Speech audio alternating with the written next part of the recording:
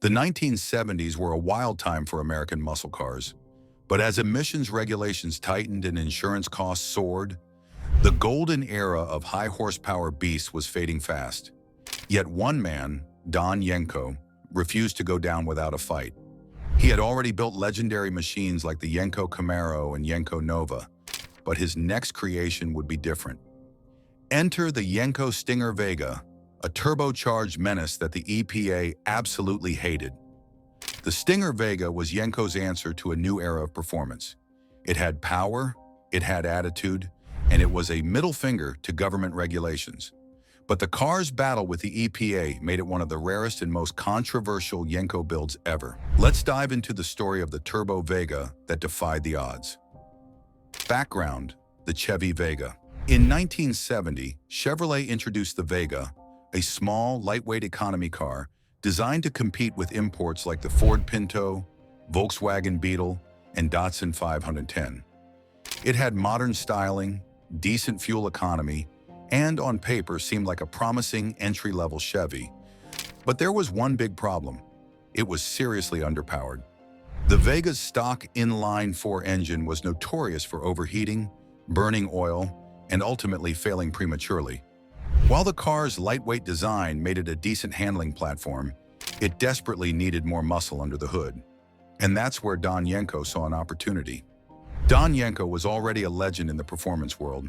His dealership-modified Chevys were terrorizing drag strips and streets alike.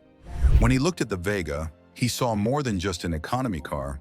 He saw a lightweight platform begging for more power. And in 1971, he introduced the Yenko Stinger Vega. The first batch of Stinger Vegas wasn't turbocharged. Yenko focused on upgrading the stock 2.3-liter inline-4, boosting power from a weak 110 horsepower to around 155 horsepower.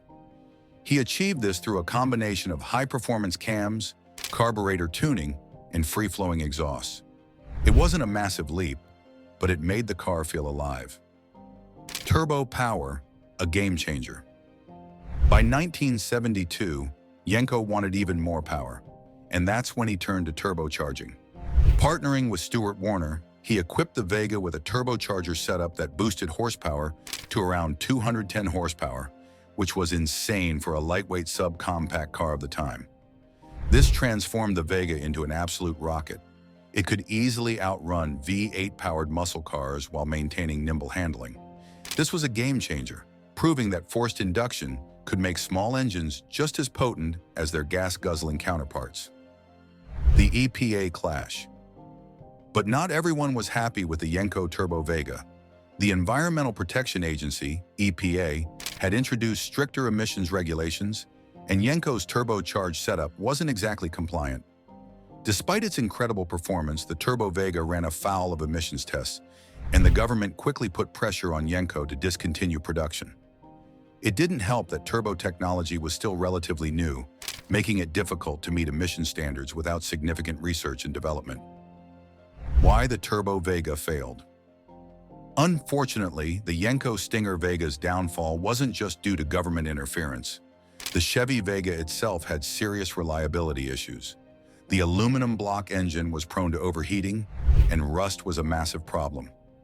Even without the turbo, Vegas were dropping like flies. Yenko's modifications improved the car, but they couldn't fix all of its underlying weaknesses. With the EPA breathing down his neck and limited customer demand due to the Vega's bad reputation, the Turbo Stinger Vega was discontinued after only a handful were built. The legacy, a rare gem. Today, the Yenko Turbo Vega is a holy grail for collectors. With only a few known to exist, finding one in good condition is next to impossible. But for those lucky enough to own one, it's a rare piece of American automotive history, one that represents the last stand of a performance legend against government restrictions. Even though the Turbo Vega was short-lived, Yenko's vision of lightweight, high-powered cars lived on. Turbocharging eventually became mainstream, proving that Don Yenko was way ahead of his time. So what do you think? Was the Yenko Turbo Vega an underrated masterpiece, or was it doomed from the start? Let us know in the comments below. And if you love rare muscle cars and forgotten performance legends, don't forget to like, subscribe, and hit that notification bell for more awesome automotive content.